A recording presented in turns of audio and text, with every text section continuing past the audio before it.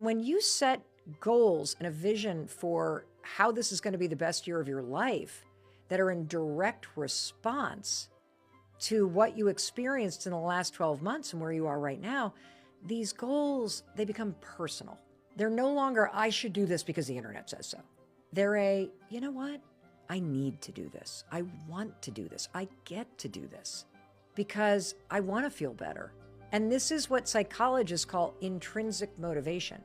It's the internal fuel that comes from you having a deeply personal meaning tied to the types of things you want to change this year. Because if it really matters to you to not be lonely again this year, you're like, I didn't spend any time with my friends. No wonder I'm really lonely. It really matters to me. Like, this is something I deserve. This is something I need. This is something I get to do, is to prioritize this. If I saw my friends more, it would be one of the best years ever.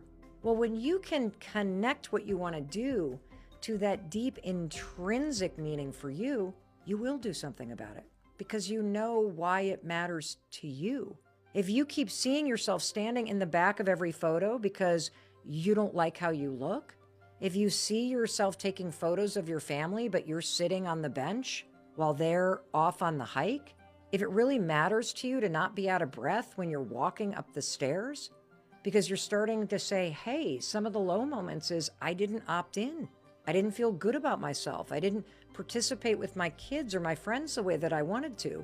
When you connect it to something you deserve, when you connect it to something that will make your year better, when you do it for you, because you get to, and because you deserve to, that's that intrinsic motivation.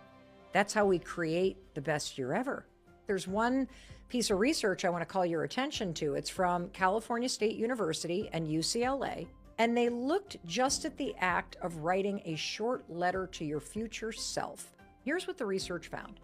When you spend even a few minutes connecting the dots between who you've been, who you are right now, and who you want to become in the future, research shows that you feel even more closely bonded to the future version of you.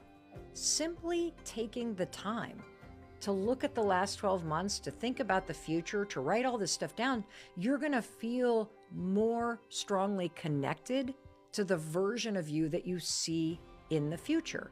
In the study, the people who took the time to connect the dots between who I have been and who I really want to become, they exercise more. They were more intentional about how they went through their day-to-day life. Just a tiny writing exercise changed real-world behavior.